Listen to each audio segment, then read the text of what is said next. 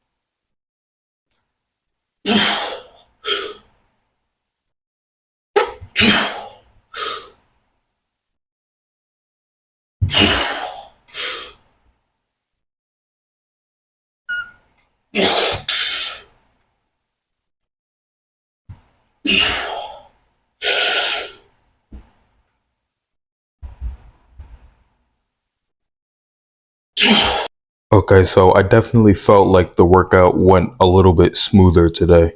And not because of the lower intensity thing.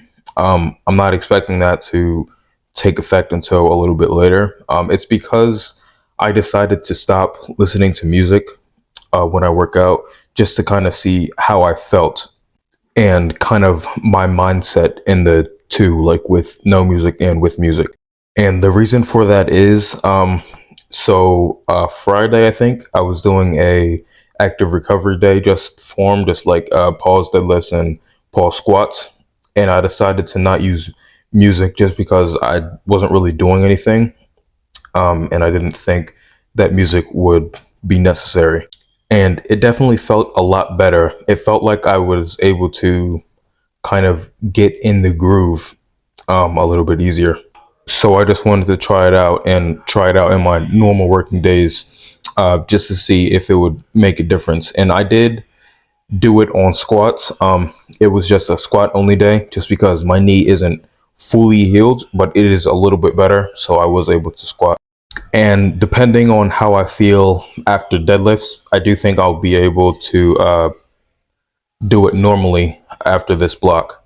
And for right now, I am going to try to look on the bright side, because where I'm at currently, I do heal a little bit faster just because I'm still young and I'm still growing. So it's definitely better now than later and have possibly a much bigger issue simply because I wouldn't be able to recover as fast as I can right now. And this could all be in my head, but I do feel like my body was throughout the workout kind of thanking me for not trying to break it anymore.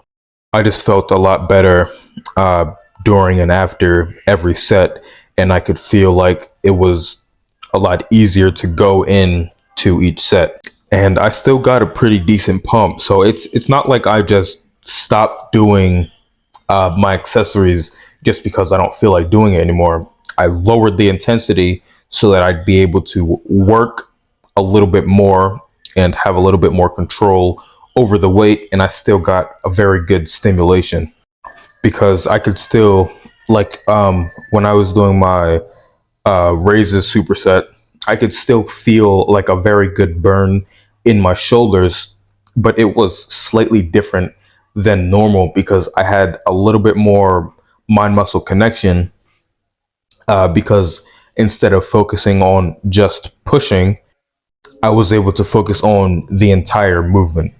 And my chest and triceps have definitely taken the biggest hit from these past few weeks because since they are the least developed things on my frame, they grow at a slightly faster rate than the other muscles, but they also get fatigued a lot quicker and are a little bit more vulnerable to injuries.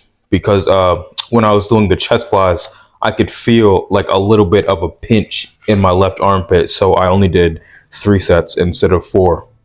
I also think this is because my arm day is slightly more chest focused than it was last block, so I'm getting a little bit more stimulation throughout the week.